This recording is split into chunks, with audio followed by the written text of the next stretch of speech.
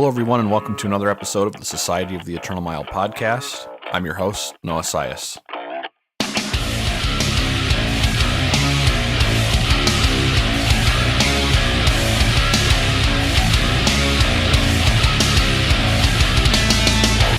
On today's episode, we're joined by guitarist Greg Paulson. You may know of his work from the band Archaic.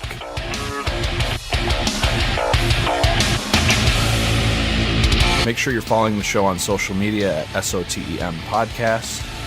Make sure you're subscribed in whatever platform you listen in. If you have a spare moment, feel free to leave a review. And don't forget about the show's Patreon at patreon.com/SOTEM Podcast.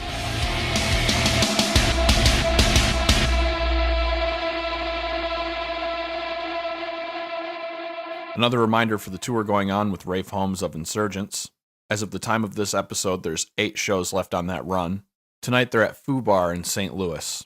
The remaining shows for the run head back west and then back through the southwest. Dates are posted up on the show's Facebook. Stop on out and show your support. So on to today's episode. My first interaction with Greg was on the Lucid Revolution tour with Archaic, Bermuda, and Inanimate Existence. Similar introduction to Jared Christensen's episode, in which our time together wasn't as ideal as it could have been, given the nature of that tour. We talked a handful of times on that run about gear, but not much else. Seeing how some of the more recent successes of Archaic have stemmed from Greg's entrance, I thought it would be interesting to get a different perspective on the band from someone coming in. So here's my conversation with Greg Paulson.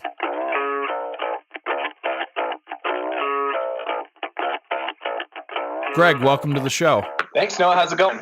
Not too bad, man. Let's talk about when you first got involved with music. So I first got involved with music at a pretty young age. A little bit of my background. My dad plays bassoon in the San Francisco Symphony, so I was raised amongst like classical music and everything. So I started with violin. I think in like the first grade, I was like 6 years old.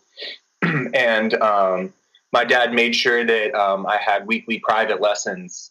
So he would drive me, once a week to these private violin lessons. And I like learned how to like read music and stuff of that kind of classical nature. And so in elementary school, I did like recitals. In middle school, I remember doing like a talent show where I was playing like Mozart and stuff, and then like the rest of the talent show was just like other like chicks doing like lip syncing to Britney Spears. It's like the oil and water was like already like evident at a young age, like that I wasn't like part of that. It was like different musically than like maybe a lot of other people. So it was I just kept playing violin, and I switched to viola a little bit, which is like kind of similar. A little bit larger of an instrument, sort of lower notes, up until high school. And I really didn't get into metal until like I was maybe like a freshman or a sophomore in high school, because I grew up in a really kind of like football, like jock area. There wasn't like I didn't have like friends who played in bands. It wasn't like a cool scene for that. It was really kind of a toxic music scene. There wasn't really anything going on. So I wasn't exposed to metal until I decided to switch high schools. I left that one high school and went to a music school in San Francisco, where it was like basically an art school where you do your academic classes in the morning and you do like whatever art you're involved with in the second half of the day. So I was doing orchestra. Like you could do theater, you could do creative writing. It was really cool, like creative school. And that's when I sort of got into more like listening to the early Metallica records, and I got into some more like extreme like death metal, like Dimmu Borgir and like Opeth. I know Dimmu Borgir isn't death metal, but so that's when I sort of got more interested in that, and that's when I was like 16 when I switched to playing guitar. So that was like when I kind of had that like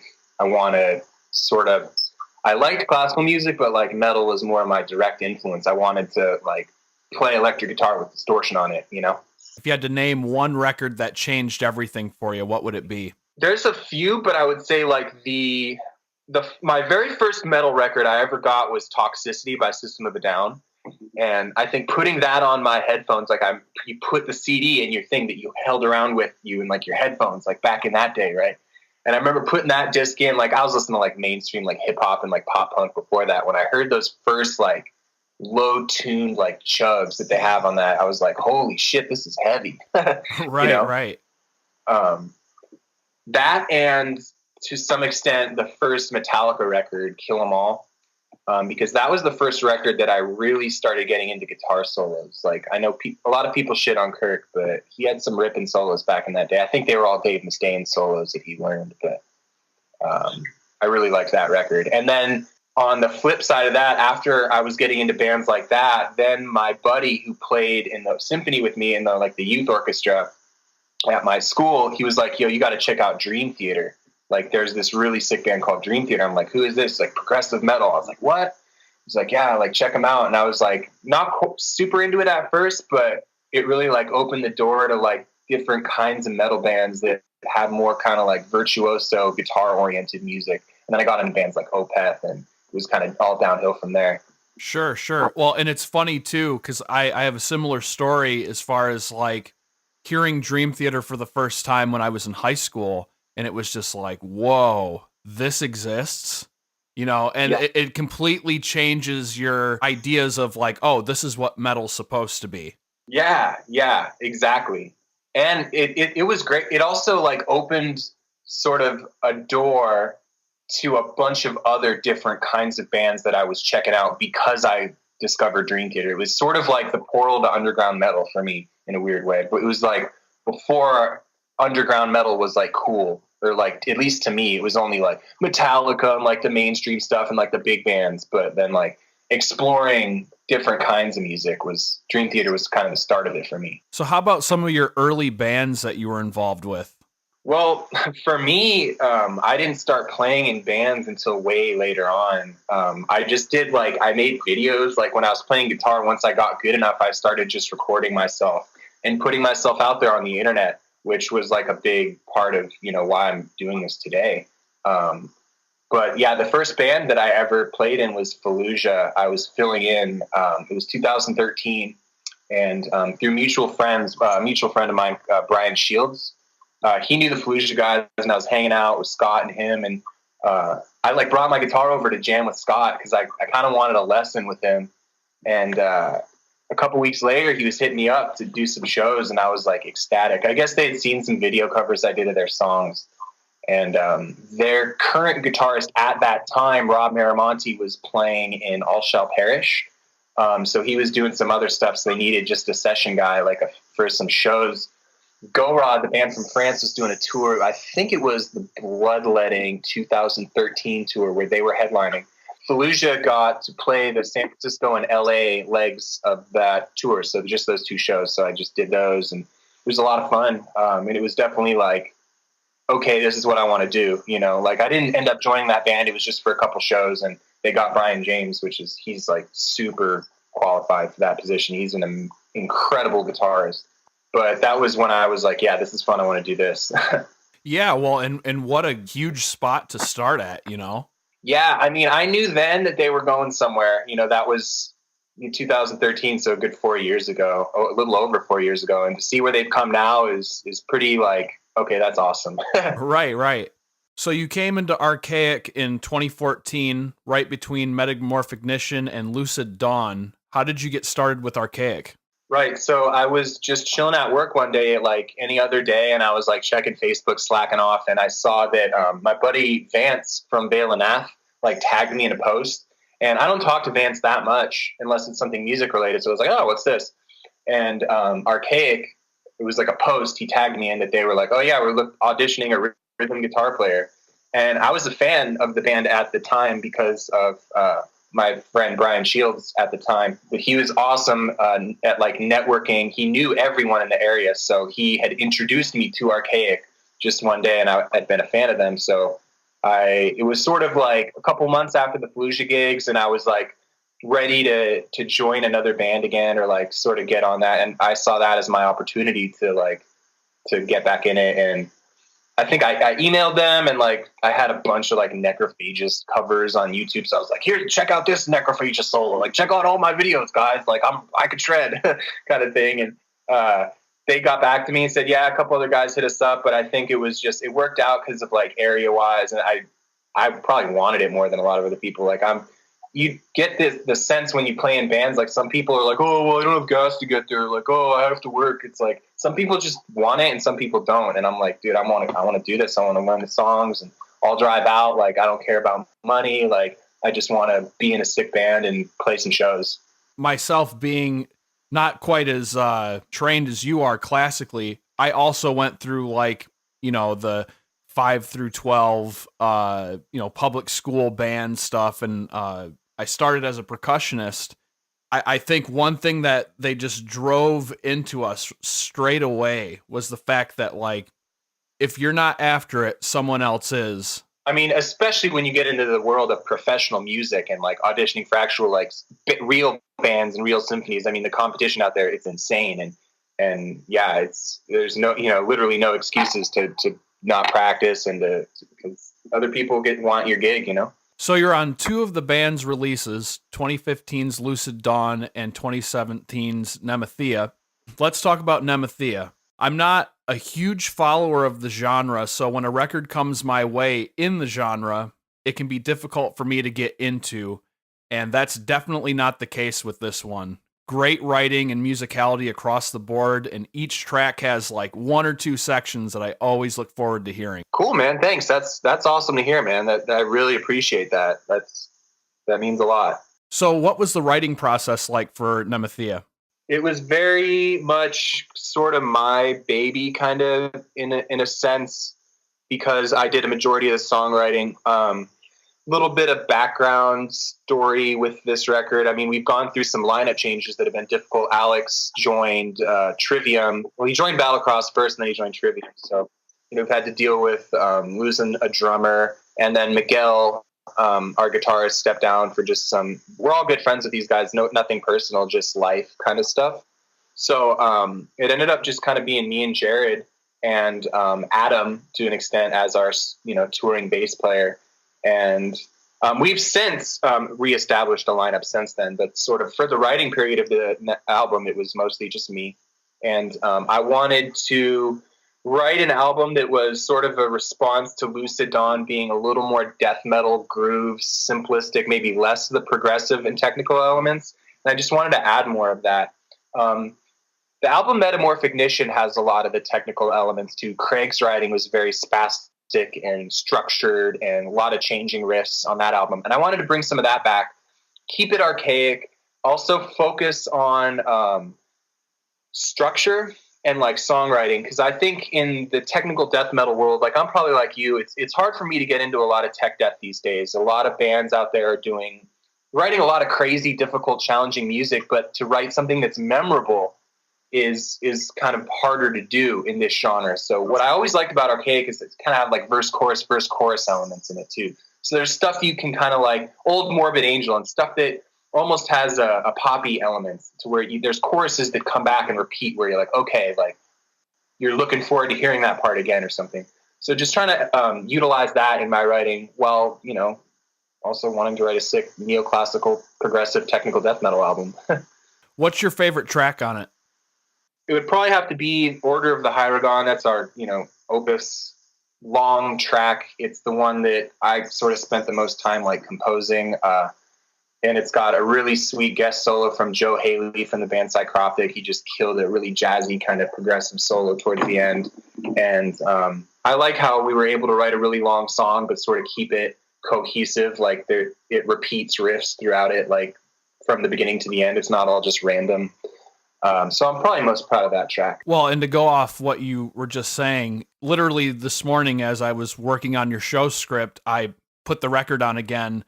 And when I decided to take a look at one of the tracks in particular, just to see like which one it was, I didn't even realize that I had burned through like more than a half of the record. So like nothing seems like it's sitting too long, which again, like we've been talking about, when you're able to create that kind of experience in the genre, that's not like, okay, I've heard this, or okay, like get to the next point, that's crucial. Thank you, man. I appreciate that. Yeah, it's. I think on this album we did scratch our heads a lot with the arrangements, and we made sure that we were happy with everything. And Jared's really cool with that. He holds me accountable. So there's a lot of times where I'll present something and be like, change this, change that, do this, do that. Where I think at the end of the day, that's going to be benefit the whole end product when you have people that are holding others accountable for the parts and to brainstorm with others. So yeah, I'm stoked that you dig it, man. That's cool. How's the response been so far? I've been really happy so far.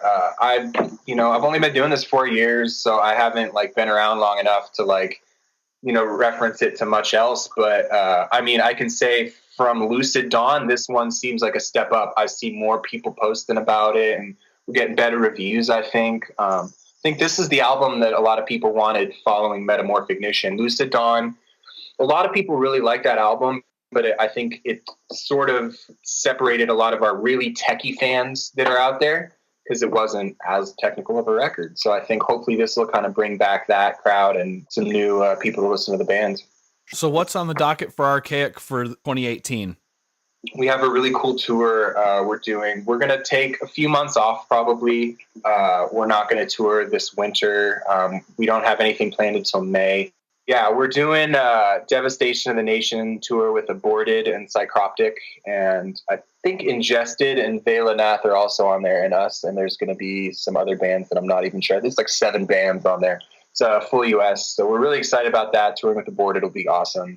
I love that band. And Psychroptic, I mean, we've already toured with those guys back in 2015.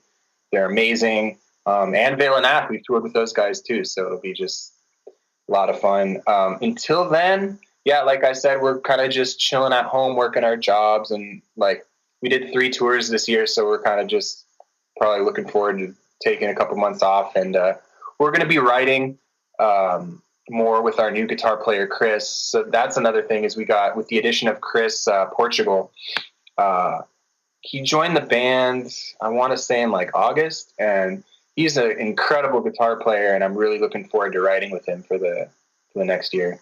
So let's switch it over to some gear talk. Do you have any endorsements? I do. Right now I endorse Legator guitars. I was with PRS, but I recently just signed with Legator. So I'm technically with both companies, but more so with Legator right now. What's your signal chain looking like these days? Pretty simple. I don't have an Axe-Fx or a digital model or anything. I have a PV6505. I have, for my overdrive, I'm using a Proton Bolt Deluxe overdrive. It's Misha Mansour's signature overdrive pedal, kind of one of the older models. And it's basically a tube screamer on crack, if you can think of a tube screamer turned up to 15 or something. But it's like that. And then I just have a Boss, an ISP noise decimator. I used to have a Boss NS2, but yeah, just the noise gate. That's basically what I use, just those 2 pedals and the 6505 into my orange 4x12. Any items on the wish list? Yes, big wish list. I'm glad you asked. I've been wanting to sort of redo my whole idea of leads. Instead of, I usually just switch a channel for my leads and get a little bit of a boost. But I want to maybe incorporate something like a G major, where I have a digital effects processor that I can just hit one button and switch into a lead channel with delay, reverb, chorus, just make a saturated, crazy lead tone with everything on there instead of having to pedal dance and turn on a bunch of pedals, so. And here's a quick opinion question. What's a common mistake you see with new players when it comes to maintaining a rig? Yeah, don't put beer cans on your shit. I was on this last tour with Exhumed, there was 4 nights where I was just going up to set up and there was a half drank PBR can on my rig that's backlined.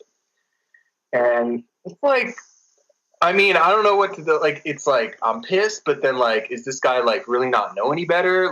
I don't want to be a dick or make a scene about it, but come on, dude, really? You're gonna put a beer can on my amp? Put it on your own amp. Right. Have respect for other people's stuff.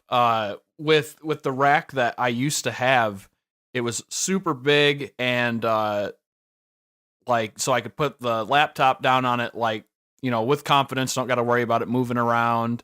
And I swear, like every show for this one tour we did, when we'd finally go up to play, I'd see like wet rings on top of it because someone had put their water or whatever on top of it. And eventually I had to make a sign that says, "Hey, not a table, assholes." Right. Yeah. There you go.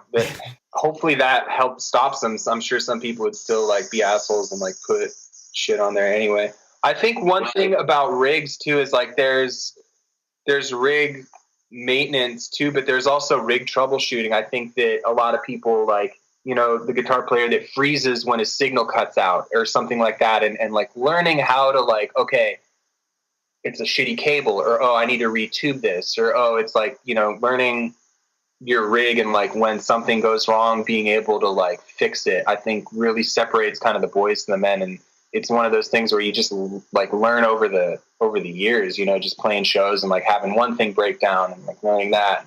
I think that's something that I value, someone who knows how to, work their shit when shit goes wrong, Well, and I think to add to that too, also being able to keep your composure, because there's nothing worse than letting the crowd know that you suck right now.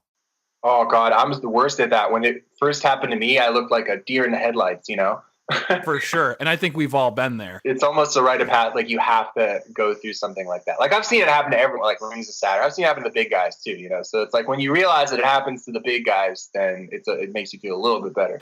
Right. So let's have a discussion about the Eternal Mile. When was your first tour and what was the lineup?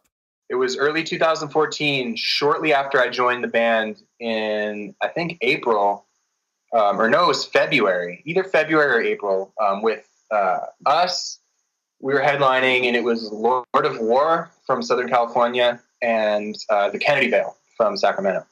And I think it wasn't more than 10 days, maybe 2 weeks. And it was primarily, I think it was like the western half of the U.S. So I think we went out to like Texas, like down through Arizona and stuff, and maybe even came up through the Northwest and down back into California.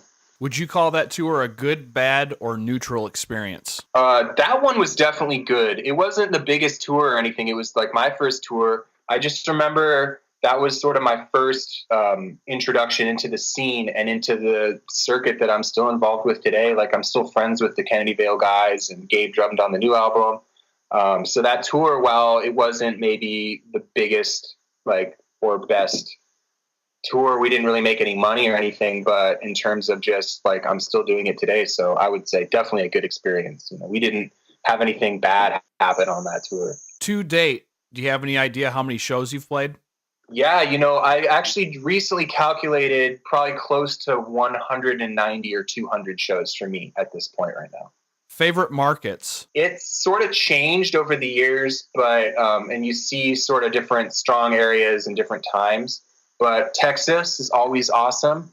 Austin and San Antonio and Corpus Christi. We typically do well in Texas. Fort Worth, we played a club called the Rail Club, which is a nasty, gross, you can like smoke inside. It just reeks of cigarette.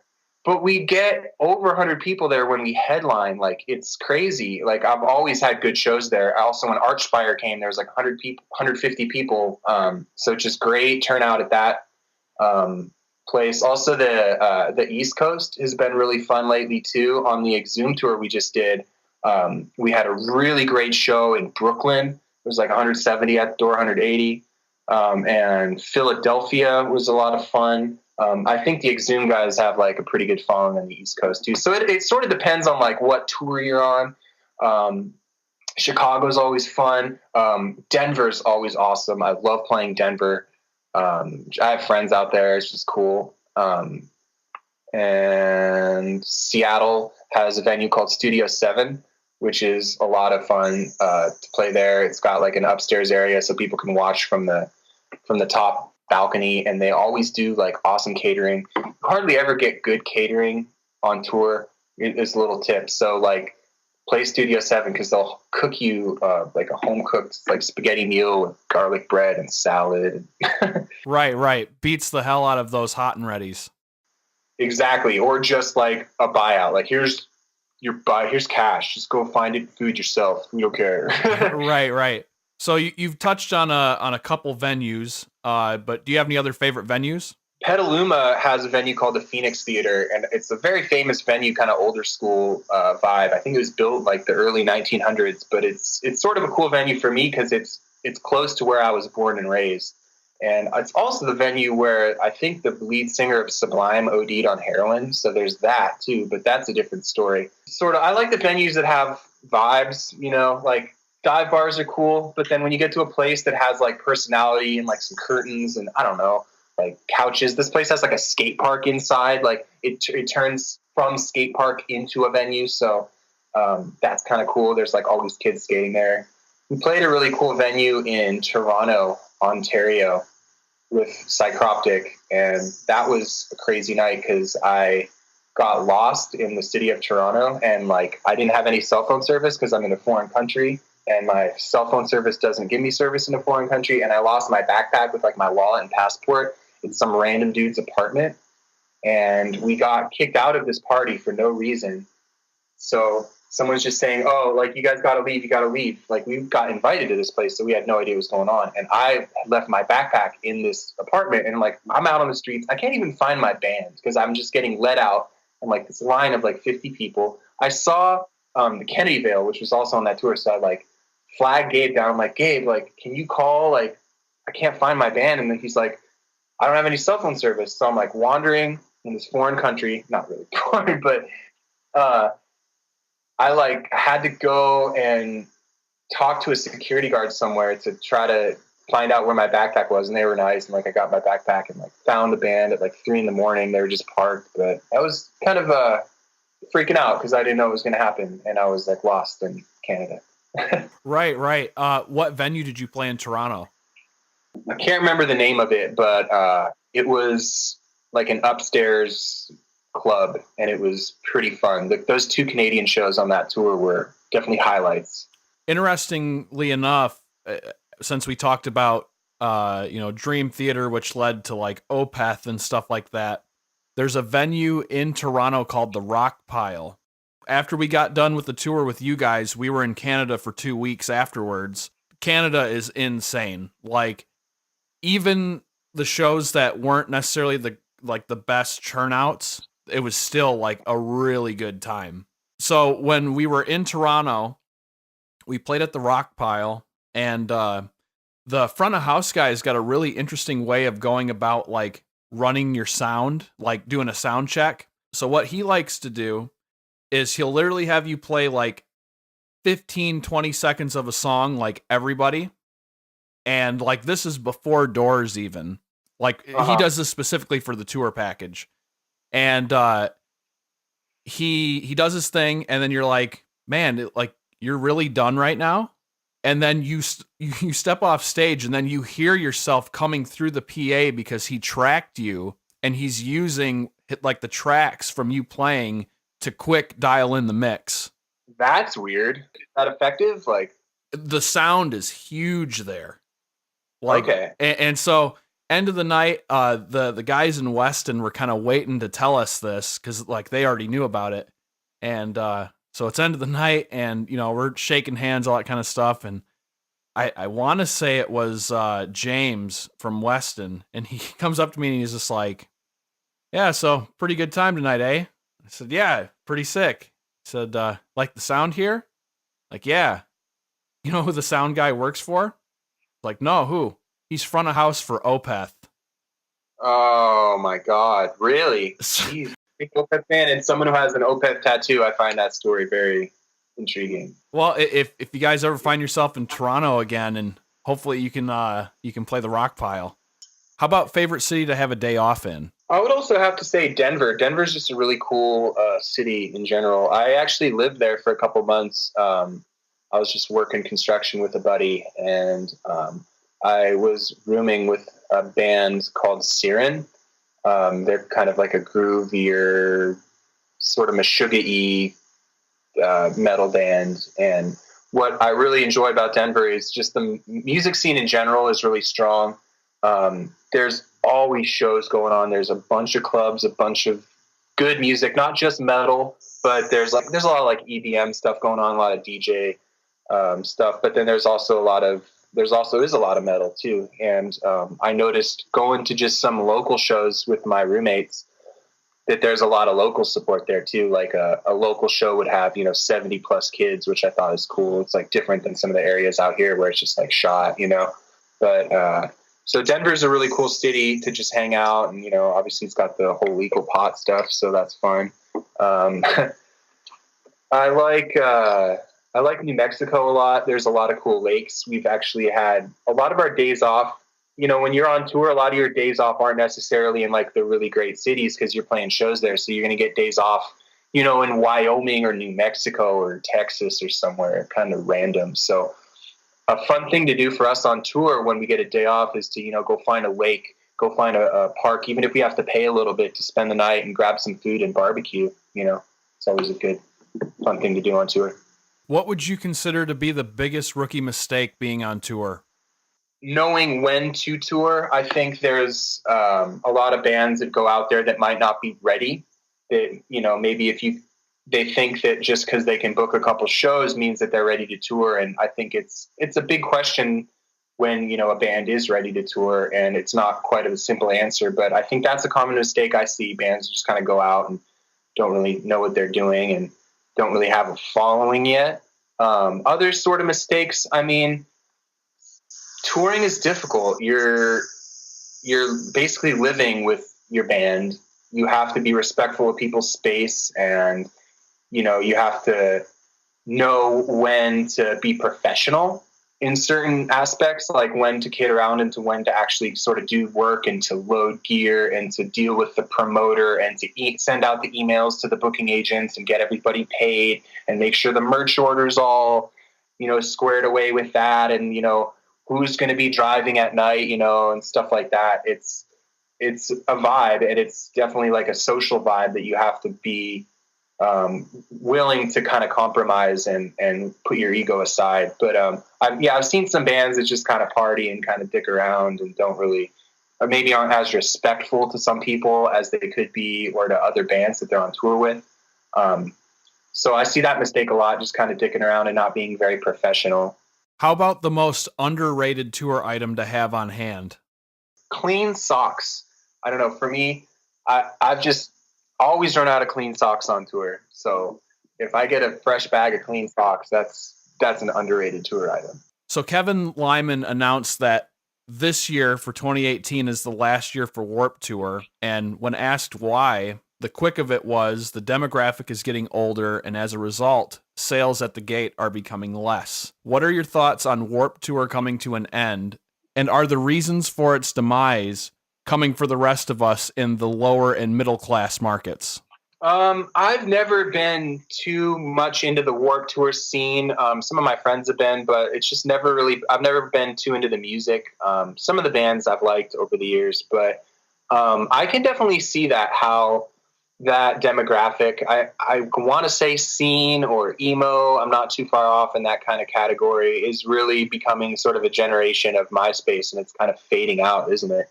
And I can see how that can be a thing. And you want to know what I think about that? That's fine. Let it go away, and then something else will take its place, maybe something better. I'm not trying to hate on Warped Tour or anything. I'm just saying that I think, if it has to go away, then something else sicker will hopefully take its place. As discussed on a previous episode, a lot of our entertainment these days is available on every single device that we own, and the younger generations are literally glued to smart devices. And while I don't personally think that's the worst thing to happen, it's not exactly ideal for the rest of us.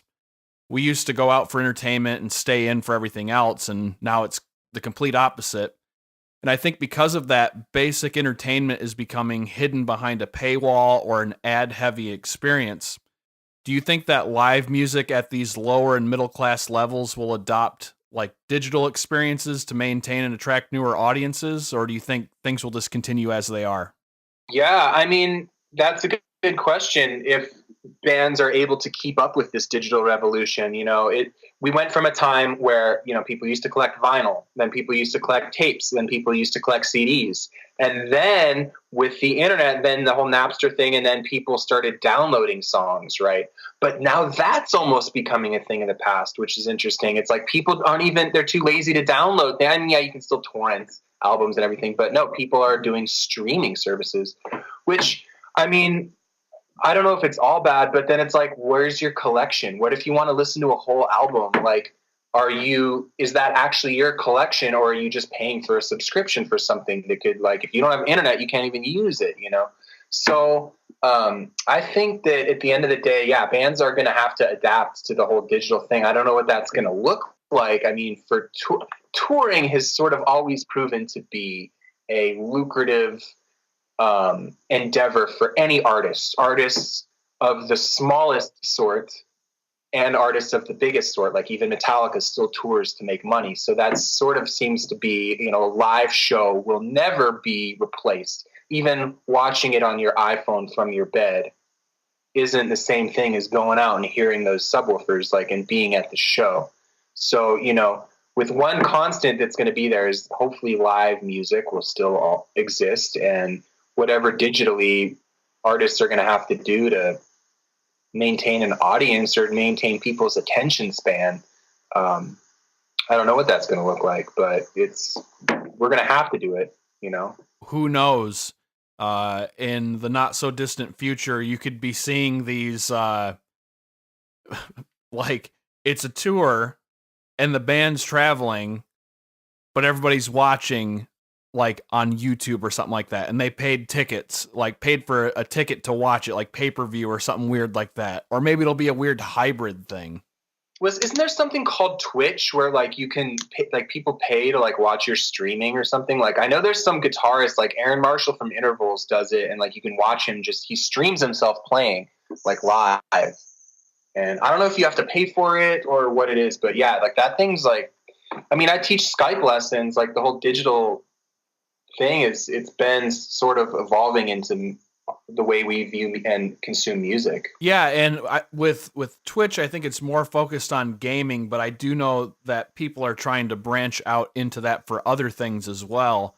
I think really, though, everybody's all about, like, Patreon, where, you're paying into a content creator and you're treating it exactly like what we were talking about, where it's a subscription service. I like the idea of Patreon. It's sort of difficult for I think, a band to get on to the Patreon platform because, like you said, it is content subscription. So you as a band sort of have to start thinking of, it's like, all right, are we going to give them, like, live streams of us cooking or, like, playthrough? Like, what's the content that you create as a band? All right, so now let's switch it over to some of the less glamorous moments in your career. Any horror stories from the stage? Yeah, all the times my amp blows out, because that's just a terrible feeling. Especially, like, I don't know, like, I'm always, like, sort of trying to, like, make sure I hit every note right and, like, stressing about that stuff, playing in a tech death band and, like, making sure I don't slop anything up. When your amp cuts out, that's sort of like a double punch to the face. It's like, well, shit. Yeah, I remember it was for the Brian Shields show in 2015. My amp blew out. There was one show, I think on the Psychroptic tour, where my amp blew out in Seattle at Studio 7.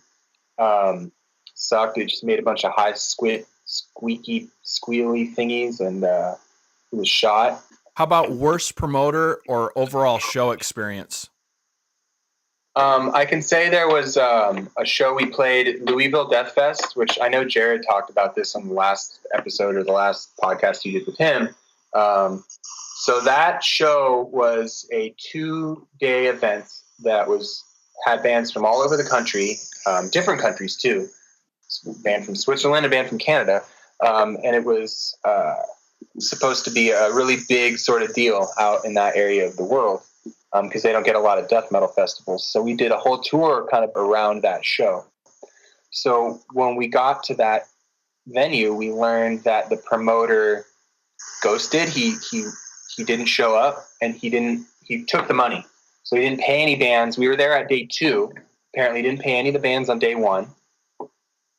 But somebody somehow found him and like got him to go to an ATM and got enough money to rent the venue out. So they got money from him, but just enough to rent out the venue.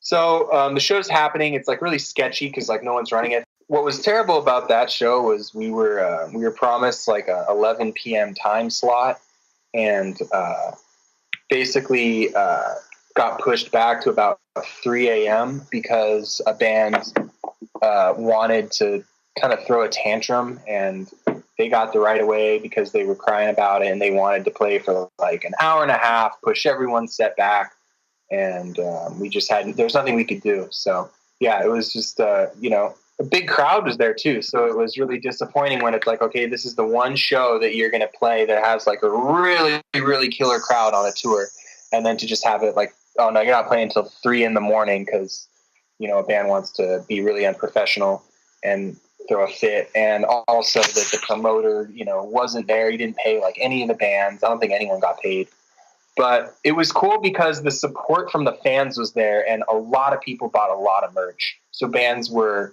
tripling, quadrupling their merch sales that they normally make at this show, which kind of made up for it being so kind of poorly and unprofessionally handled. But the unfortunate thing with that whole situation, though, at least for like booking purposes, it definitely leaves a black eye for the Midwest, which already is completely battered and bruised. But to have like a huge show like that be this huge, just, mess doesn't fare well for bands coming back through, especially if they were playing on that. Because it's like, yeah, the crowd was good, but at the end of the night, having to deal with no promoter and all that kind of stuff, it just leaves a bad taste in everybody's mouth. It does. Yeah. And that fest in particular, I don't see having any of the future. Like you look at their page on Facebook and everyone's just trolling it. I don't think Louisville Death Fest is going to happen again.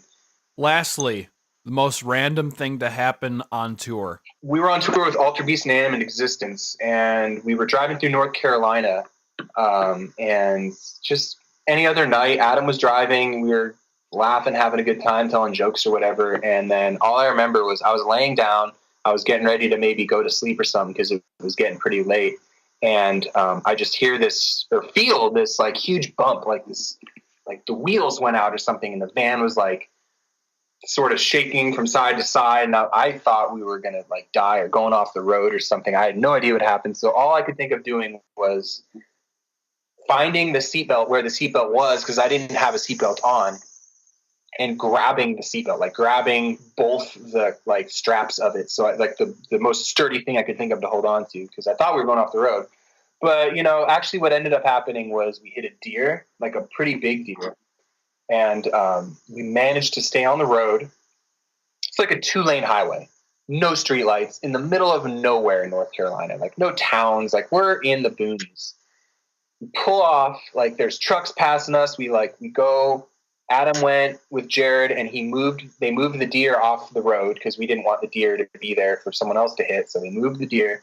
Our headlights went completely out. So we're in like the start of like a horror movie here, because we're like, there's no street lights and our headlights won't go on. So the only thing we could think of doing was using our cell phone lights, like the flashlight you have on your cell phone. So all 4 of us like stuck our arms out the van with our freaking cell phones and like driving the van. One of the wheels was all kind of fucked up from when we hit the deer. It was like off the axle or something. So it's like the van's like limping. We're like with our cell phones trying to find the nearest exit, because it's just a 2-lane highway, just one way each lane. So we needed to get off the freeway.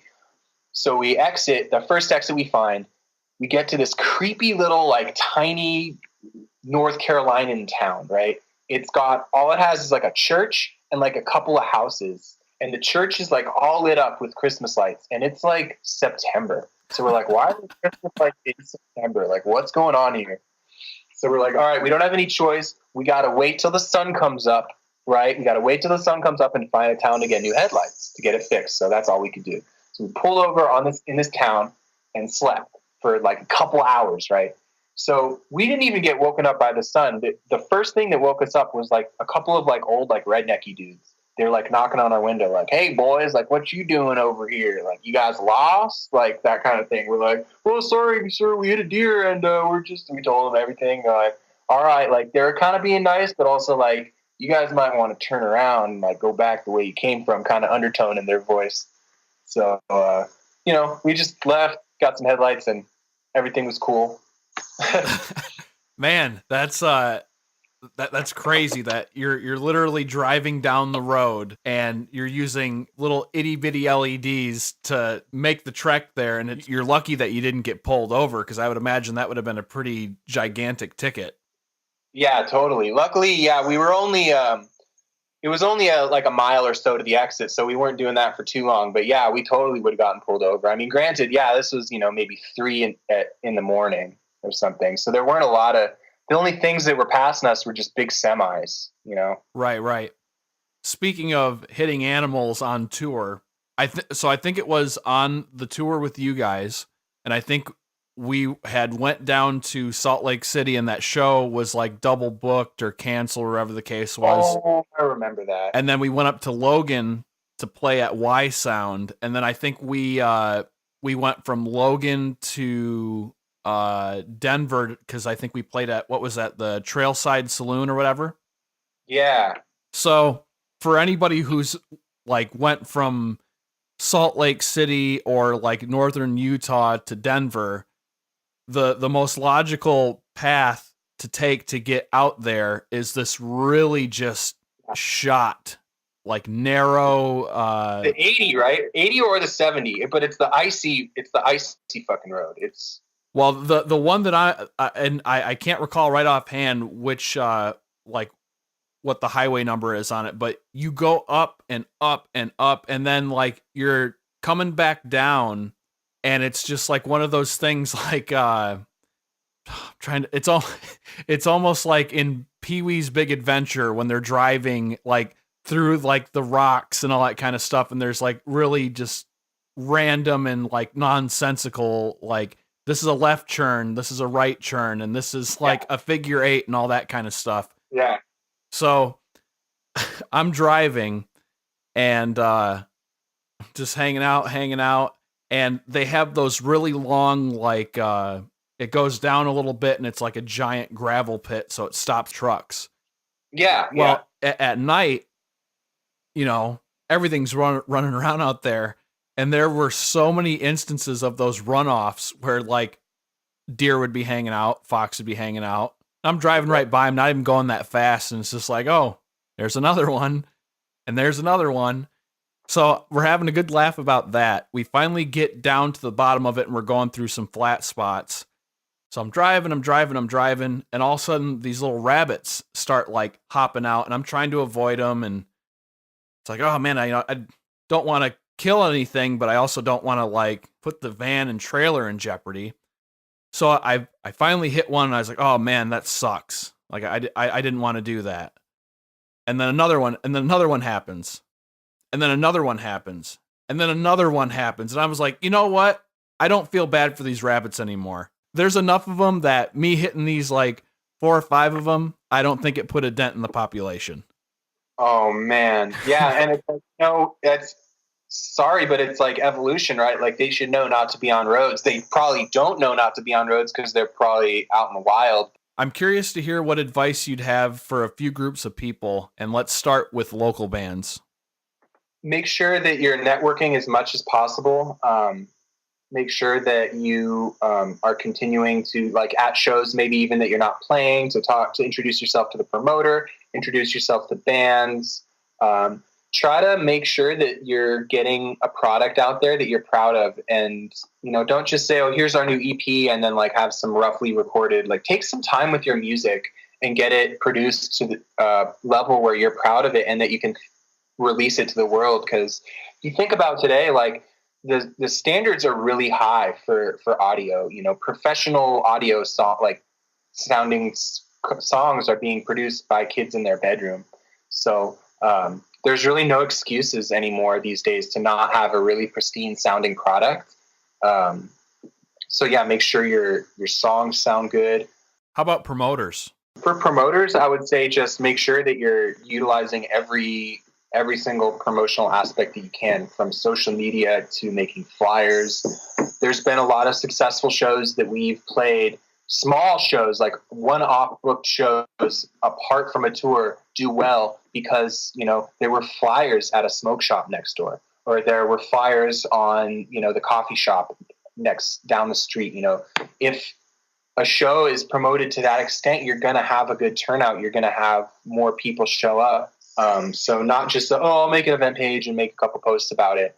Go above and beyond. I would say, as a promoter, sort of maybe know your demographic. Know if you're promoting a hardcore show or you're promoting a death metal show or, something like that. Like maybe kind of understand the genres of music, because that does make a difference, to the avenues. And maybe like there's a lot of, social media is sort of a complex creature these days. There's groups you can post in. There's sort of different ways to promote yourself, and it's always changing, so just keep on your toes with that. Lastly, bands hitting the road for the first time. Have fun, don't forget why you're playing music. Even if the show is, not that great or there's not that many people, you're still meeting a lot of cool local bands from all over these cities that you've never been to, and talk to those guys, make friends with them, and sort of just expand your network in this scene, because that's really what touring is about too. It's about playing for people, but it's also about networking and just experiencing and travel. So if you're a band out there that's looking to tour or get at it or like start touring, make sure you're ready and that you are willing to, be a people person and to do that networking. Before we go, let's do a quick plug for Archaic. Where can people find you guys? We're pretty much everywhere, every social media platform. We're Facebook/Archaic Band, Facebook.com/Archaic Band, Instagram @Archaic Official, one word. And we have a Bandcamp. Our album's available on Bandcamp. Big Cartel is where you can get merch directly from us. Pretty much all major social media platforms. You're also doing lessons. I teach lessons, yeah. You could just message me on my personal Facebook or my Instagram, Greg Archaic, or just Greg Paulson on Facebook. And I do book Skype lessons, $30 an hour, and it comes with tabs. I already have like a bunch of different tabs like ready, and so yeah. Greg, absolute pleasure getting to talk with you one-on-one in a better environment than when we last talked. Best of luck moving forward with Archaic this year, and hopefully we'll be chatting again soon.